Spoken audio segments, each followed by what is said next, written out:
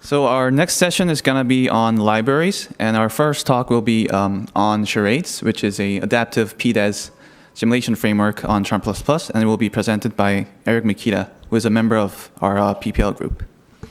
Please welcome him with a round of applause.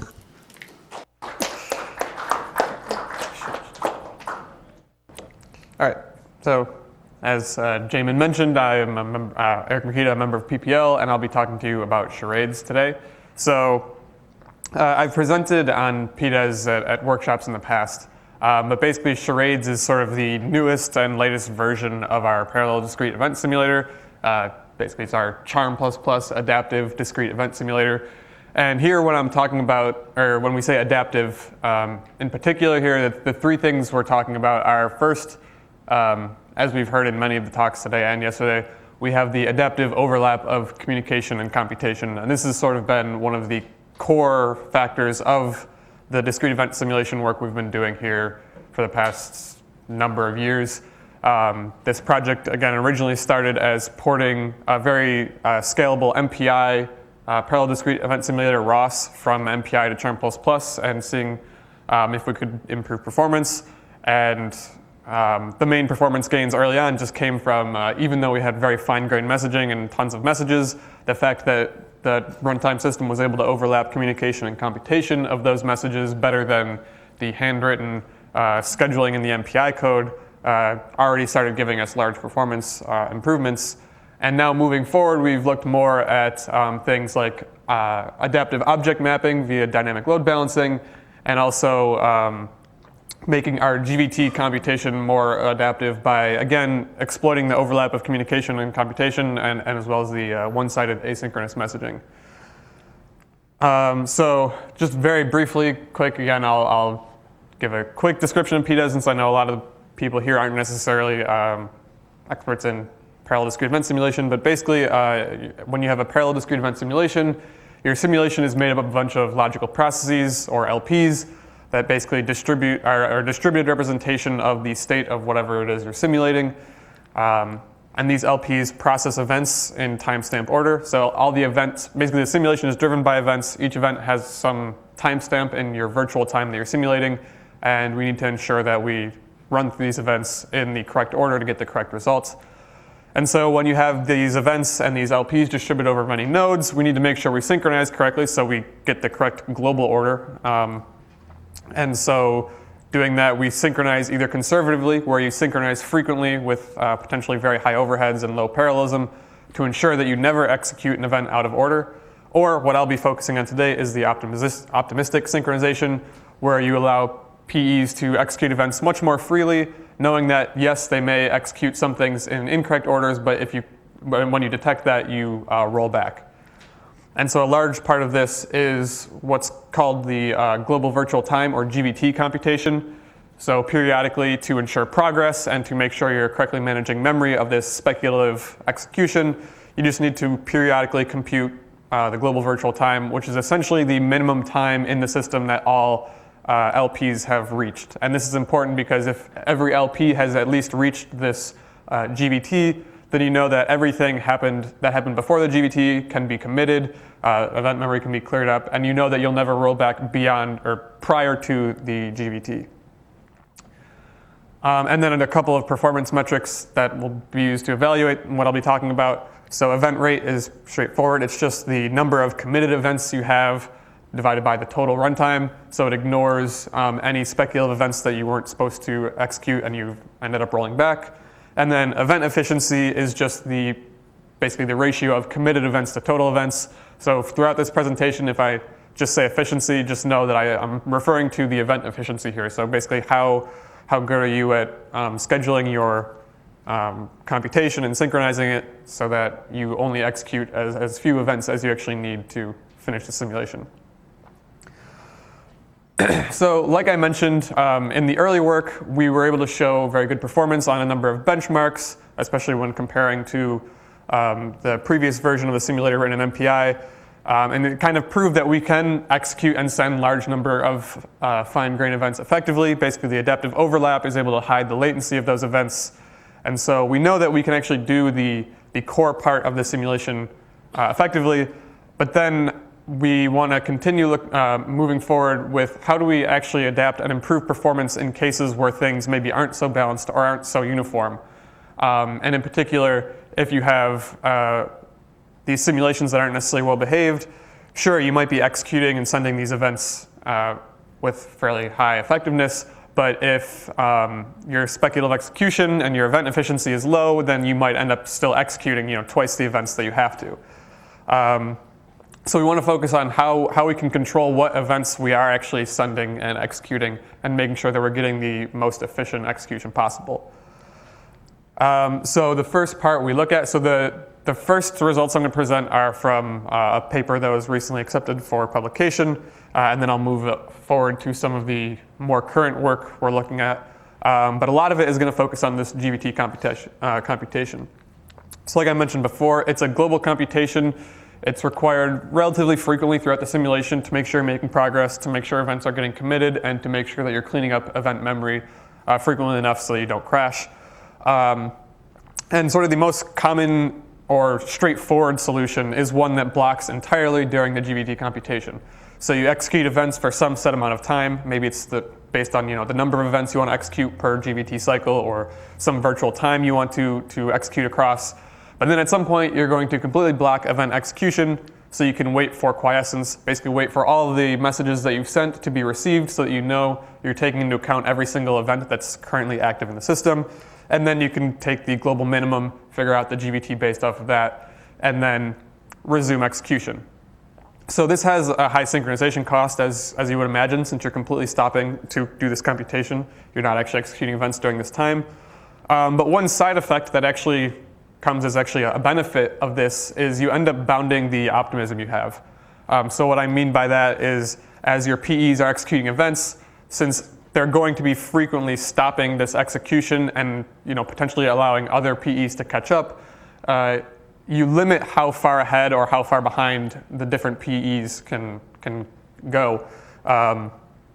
So in cases where you might have unbalanced or irregular models, you still don't allow some PEs to get very arbitrarily far ahead, which can cause problems for your event efficiency. So despite the fact that we have this higher synchronization cost, this blocking scheme can often lead to higher event efficiency. And sort of what that ends up leading to is this trade-off in the GVT where we basically have this one coupled tuning knob where we have the GVT algorithm and we can tweak different parameters in the algorithm or try different algorithms. But the issue is we end up basically tying our event efficiency to our synchronization cost. So for example, we want this high event efficiency over here in the green, but that often results in a higher synchronization cost, which is bad. We'd much prefer to push the synchronization cost down to the lower end while keeping event efficiency high. However, when we only have the GVT as our only control knob there, if we try and lower the synchronization cost, we end up with lower event efficiency. And this then also becomes very model dependent. So depending on how well behaved or well balanced your model is, just naturally based on what you're simulating, these effects can be great, exaggerated or sometimes not even so bad. So as you lower the synchronization cost, if you have a very uniform model, the event efficiency may still be high, but in other cases, the event efficiency may become so low that you lose all the benefit of lowering the synchronization cost. And obviously, at the extreme end, we'd love to be able to have basically no synchronization cost or completely continuous execution. But again, with that cost of event efficiency, sometimes that's not exactly feasible. So the first thing we looked at in that paper is a couple of different ways to try and reduce synchronization cost. I've briefly presented some of this stuff at workshops in the past, but just to sort of recap, basically we have two different GVT schemes here that are related to the basic blocking scheme, but do various things to reduce the synchronization. So here, this asynchronous reduction case is basically the same as our blocking scheme, where we stop event execution while we wait for quiescence. And during that time, no events are executing whatsoever. But then while we're still doing the asynchronous reduction and the fossil collection and any other parts of the GVT, we can resume event execution right away and then allow the runtime system to, again, overlap the reduction, the fossil collection with event execution. So we cut down a bit on the synchronization cost there, but we still are required to wait for quiescence. But the more interesting scheme is the continuous scheme. It's basically we have a two-phase execution where We start executing in one phase, we'll call this the white phase, and we start executing our events there. At some point, we'll switch over to executing in this red phase, and when we're in the red phase, we actually utilize the charm++ completion detection library to wait for the completion of all events that were sent in the white phase, and then continue with our reduction and fossil collection as normal. And then again, at some point, we can switch over to the white phase and do completion detection for the red phase. The main point being that we never actually have to stop our event execution to wait for the GVT computation. But the common trend here is that for both of these, and for even the one I'll talk about later, to actually compute what the GVT is at any given time, we need to make sure that we have all of the events, or at least all of the relevant events to that particular GVT computation accounted for. So here are some performance numbers on Blue Waters. This is on 64 nodes of Blue Waters with the full 32 cores per node. So it's comparing these two different GVT schemes. It's plotting the speed up versus the baseline scheme, the blocking scheme, which is here obviously at 1. So we see for the asynchronous reduction, we are at least as good, if not slightly better in all cases. But as it turns out from the analysis, the quiescence detection, or the waiting for the reception of all events that we've sent, is the more costly part of that synchronization. So we're somewhat limited in our speedups. However, for certain models, like this Dragonfly model right here, which is modeling the Dragonfly network topology, we still are able to get up to 1.5 times speedup just by utilizing that adaptive overlap in the runtime system to overlap the GVT with the event execution where we can. More interesting and where we see some more extreme benefits are the continuous scheme. So again, we see for the most part, all models generally benefit from this. There are a couple configurations of certain models that don't, and I'll explain why momentarily. But in other cases, we see, again, 1.5 or sometimes even higher speedups from this continuous scheme where we're able to reduce the synchronization cost. However, again, like I mentioned when I was talking about that single coupled tuning knob, this benefit is limited by our efficiency, because if we look over here, in this table, we've plotted for each configuration, we've plotted the event efficiency in the completely synchronous or blocking case, and then we've also plotted the efficiency for the continuous case, and you can see pretty much across the board, we end up with much lower efficiencies here on the continuous scheme when we basically let the models run as freely as they'd like. We end up with certain P's getting much further ahead than others, and then more rollbacks and more unneeded computation that happens, which can hurt our overall performance gains from the synchronization improvements. And specifically here, for example, we see that the Dragonfly worst case communication pattern, when we're simulating that, we go from 91% event efficiency in the synchronized case to only 2% efficiency. So only 2% of the events we're actually executing are actually part of the final result. And so that's why right here in this continuous scheme, we see such a major dip in our actual performance. So again, it's that coupled tuning knob, but it also depends on what you're actually simulating. Some models are just naturally more well behaved. So moving forward from that briefly, one other thing we wanted to look at specifically with regards to efficiency, and spoiler alert, how we aim to fix this problem with the continuous scheme, is dynamic load balancing. So in this case, so this is for one of the particular GVT configurations, and this is the blocking, one of the blocking GVT configurations. Here we've plotted the speedups of our p-hold and traffic models, which are the models that actually had imbalanced configurations. So we have a number of different traffic patterns for our traffic model and some synthetic imbalance created in our p-hold model. And we show the speed up here on the y-axis compared to no load balancing whatsoever. And we're using two different load metrics in this case. So in Charm++, when you're running a load balancer, you can have it as by default, it measures the CPU time of all your chars as they execute. And so that's the default load measure, and we can balance based on that, as we see in the red bars. But you can also specify your own definition of what load in your application means. And as I've talked about in the past, in parallel discrete event simulation, especially when you're doing speculative execution, the CPU time isn't necessarily the most indicative metric of what load might be, especially when you end up in cases where you're rolling back a lot of events. That's CPU time that you're measuring, but it's events that you've executed that aren't actually part of the final result. So should those be attributed to the load of your actual chars. And so here we just show for two different metrics what the load balancing speedups look like on p-hold and traffic, and we see, in certain cases, upwards of 2x improvement just from performing this load balancing. And in certain cases, we also see that different metrics perform differently for the different models. For example, p-hold work, where the imbalance is completely based on how much CPU time it takes to execute events, we only see improvement with the CPU time. Whereas for p-hold event, where it's the complete opposite, we have the imbalances coming from how many events are actually executed at each LP. We see that the number of events committed is actually a more important metric. And we've got a large number of other metrics we're experimenting with, but these are the two that we focused on in this particular paper. And then moving forward, where these performance benefits come from? Obviously, some of them are coming from just a better balance of work across processors. But here we're actually plotting the efficiency as well. So the red bars are now with no load balancing, and then the blue and green are the two different metrics. And we see, especially for p-hold, but even for most of the traffic, or two of the three traffic models, adding load balancing in is able to increase the efficiency at which we're executing events. And in some cases, for these last two p-hold examples, for example, since the source of imbalance is how many events are being executed at each LP, we see that balancing, especially with commit count or with both in this case, we go from a little below 60% event efficiency to around 90 or slightly above 90% event efficiency. You mean event efficiency? Yeah. I mean, yeah. Load balancing efficiency, and it's very confusing. So yeah.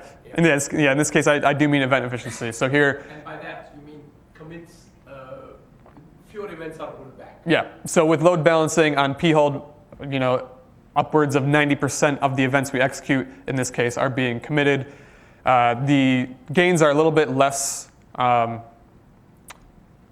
enunciated on the traffic model, where we have much lower efficiency. Here in this more realistic model, it's much more complex. So we have lower efficiency in general, but we are still able to improve the efficiency in two of these cases. Traffic destination was one that didn't really exhibit as much load imbalance as we thought. And so a lot of the loss in performance is actually because we didn't really need load balancing in the first place, or we weren't able to find the most effective load balancing for that particular benchmark. But here the important part is we've now found basically a second knob we can tune. So now we can decouple this tuning. We can allow the GVT to tune for synchronization and let the load balancing tune for efficiency. So now we can attempt to achieve this low synchronization cost GVT algorithm over here, while not necessarily hurting our event efficiency as much, because we can use load balancing to improve that. And so sort of the final results or point of the paper was that, at least for p-hold, we were able to run the continuous GVT scheme with our load balancing turned on, and then here we see what the continuous GVT scheme was like without load balancing, and then with load balancing, again, depending on, as long as you chose the correct metric, you got performance improvements in your event rate by getting higher efficiency while maintaining low synchronization cost. One more time. Okay, so the red is no load balancing. The blue is load balancing based on the CPU time taken. So for example, for p-hold work, where the source of the imbalance is the amount of time it takes to execute each event, we see that is the more effective metric and is able to go from about 100 million events per second to around 150 million events per second. Whereas the LPs were still relatively balanced in the number of events they were committing. So balancing based on the number of events committed didn't really change much, because to the load balancers, they looked balanced already. And then here the imbalance is coming from the number of events executed at each LP, so commit count was more effective. And then here's a combination of the two, so we see that both metrics are able to improve performance. So then moving forward to sort of one of the current things I'm working on. This all is much more recent, but this is a new GVT scheme that we hope will continue to push the continuous GVT performance of the simulator, as well as improve also the adaptivity. So this is particularly important for the adaptive part of the Charades moniker. But basically here we've started developing a bucketed GVT scheme. So the idea here is you're taking the virtual time you're simulating over, and you're going to divide it into buckets based on virtual time, and you're going to maintain counts of the events that you've sent and received during these, or in these individual buckets. So it's going to be similar to a quiescence detection or completion detection algorithm, where you are basically waiting for the number of events you sent to be equal to the number of events you've received. But because of the causal nature of the events, you actually have a little bit extra information you can exploit here because of the way the simulations are run. And then basically the point is, as you can ensure that buckets are passed by all of your processes, you can advance the GVT. And you can do this completely independently of the scheduler, which is one of the more interesting benefits here. Whereas in all the previous GVT algorithms, the scheduler had to decide, I want to compute a GVT now, start that computation, and then once it finishes, alert the scheduler. Whereas this GVT scheme is able to basically continuously run in the background, basically as a separate char group in charm terms. So the key here is we want to figure out how do we know when a bucket is passed. So basically, each PE is going to do an asynchronous one-sided charm reduction as it passes a bucket boundary. So for example, here, we have our global virtual time, which is the same for all processes. Here we have two different PEs. Each have their own independent local virtual time, depending on how quickly they're moving through the simulation. Here, this processor has noticed that it's completely passed this bucket, so it'll contribute 1 because it's passed 1 bucket. As we go forward, perhaps this one realizes it's passed 2 buckets, so it'll contribute 2, and this is going to be a min reduction. So we basically detected the minimum number of buckets that everyone has passed. And then we start a series of tuple reductions where we are summing the counts and also monitoring the buckets of passed that we've passed. And like I said, it's similar to completion detection, but with some extra information. So basically, at each of these intermediate reductions, every processor is going to receive an array of sent counts if we're doing this reduction for n buckets, an array of received counts, and a new minimum number of buckets passed. Because again, as we're doing this, we're still executing events. Processors may be moving forward or backwards because of rollbacks in virtual time.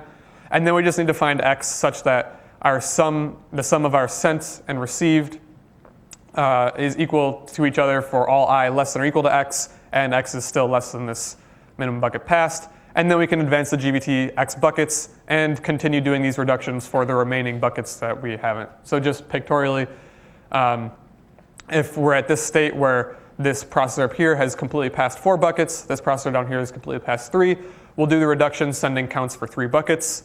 In this case, the first 2 buckets both have 10 events sent and 10 events received. So once we get the result of the reduction, we'll see that those 2 buckets have completed. Whereas our third bucket has only 8 events sent and 4 events received. So some of those events are still traveling across the network. So we can advance the GVT2 buckets, and we're still waiting on this third bucket to complete. And so we continue doing these reductions to update the counts. But it's completely adaptive in the sense that as we're doing this, we're executing, so the local virtual time of each processor is advancing. So we may start including more buckets or less buckets in this computation depending on how we're advancing through virtual time. So early results, I don't have any results to present yet. I've only just recently started doing some runs. But the good news is, so far this has been comparable or better than the continuous scheme I presented on earlier. And perhaps even more importantly to me at least than necessarily the direct performance, it's also much more manageable and robust in the sense that because we have this set number of virtual time that we're advancing through and these buckets are more uniform, it's easier to configure and we don't run into some memory problems that we can run into with the completion detection. It's also easier to tune and understand. Again, if you say, I'm executing 16 units of virtual time and I have buckets of size 4, I know I'm going to compute 4 GVTs throughout, and I know I can decrease the bucket size to get more GVTs, which again is more reductions, but maybe more fine-grained control, and I can increase the bucket size if I can afford to go longer without computing the GVT. And also, again, since it's sort of adaptive in that sense, it's less sensitive than the other GVT scheme to how I tune it. So for example, if I take the bucket size down from 4 buckets or 4 units of virtual time per bucket to 1 unit of virtual time per bucket, normally you would think that might invoke more overhead via more GVT computations, but depending on the model, it might just end up including more buckets in each GVT computation, and that's what I've seen so far in our results, is that even if you go too fine, quote unquote, too fine in your bucket decomposition, it just means you'll be contributing more buckets to the reduction because we'll be moving past more buckets more quickly. But the more interesting part that I'm focusing on is this opportunity for adaptive event control. So basically, by virtue of constantly monitoring the outgoing and incoming events to all your processes and dividing them in these buckets, you're also basically, as computing the GVT, developing this histogram of what your event, what events you're sending over time. And you can use this histogram to try and further control your execution and further improve performance, especially via event efficiency and also the amount of communication you do. So basically what I mean by that is we can adaptively try and determine which of these events that we're sending are quote unquote high risk events, which I'll explain shortly. And then if we see high risk events, we can hold them back, not actually send them out. The scheduler and the simulator and the LPs doesn't know that they have been held back or delayed. They just keep executing as normally. But then we can stop these high risk events from going out until we know that they're more certain that we should be actually sending these. So what I mean by that, just one last sort of representation here.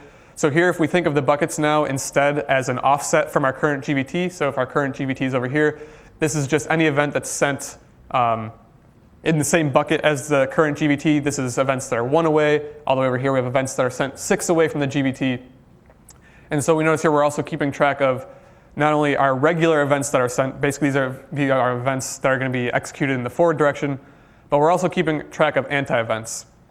So just a quick recap of what an anti-event is. Basically, as you're executing these events speculatively, if your process sends an event to someone else, but then you have to roll back, in rolling back yourself, it's also possible that you realize you should have never sent that event to the other process in the first place. So how do you cancel that event? Well, you send an anti-event to that process. And so when that process receives the anti-event, it matches that anti-event with the regular event and annihilates the two. But that's, of course, in the nice, well-behaved case where the anti-event actually gets to the process when it still knows about the regular event. For all we know, that process has already moved forward, executed the regular event, which caused itself to send out events to other processors. And now it gets the anti-event, it has to roll back, it has to send out its own share of anti-events. And so this is one potential problem with the optimistic synchronization, is that you can end up in this sort of spiraling circle of anti-events where you realize you sent out an event erroneously, you try and send out anti-events to chase it down, and those anti-events just end up chasing throughout the system, causing rollback after rollback and more anti-events to cascade. But with this bucketed scheme, since we're already monitoring how many events we're sending out and how many anti-events we send out, what we often end up observing is as processors are getting further and further ahead from the GVT, so for example over here in this domain where they're 4 to 6 buckets ahead of our current GVT, those are the processors that are much more likely to roll back because the GVT is down here because it's the minimum. So there are some processors that are probably over here. If those processors end up sending events to the processors that are further ahead, that's going to cause a rollback. So as we monitor these events, we see that events that are sent very far from the GVT, for example, here in this most extreme case, we've sent out 5 events that are 6 buckets from the GVT. We've also sent out 5 anti-events. So in this case, every event we've sent in this bucket has been canceled. Almost all of the events, 27 out of the 26 here, have been canceled.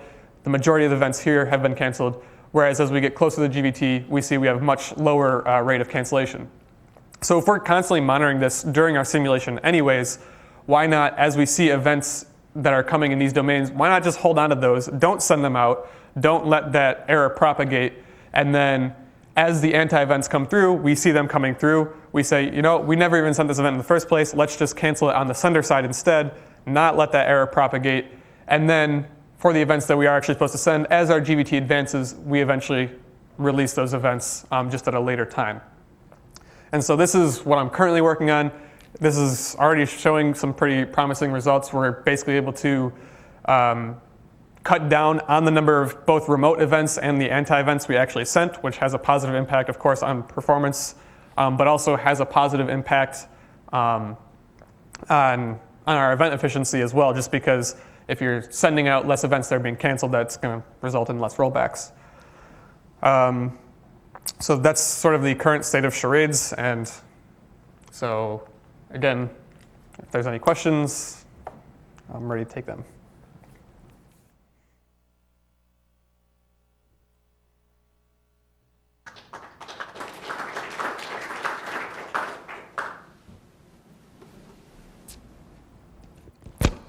very last point about adaptive event. What was the title? But how do you avoid deadlock? How do you ensure there are no deadlocks because you're holding on to events in future buckets? So as long as you don't hold events in the current bucket, you know your GVT is still able to advance. So as your GVT advances, you can release the events. So for example, you might set a threshold saying, I want to hold events that are beyond 3 buckets from the GVT, but as our GVT advances, then those buckets eventually get within 3 buckets and you release those. So this depends kind of inherently on the asynchronous Yeah. nature of the GVT algorithm. Okay, got it.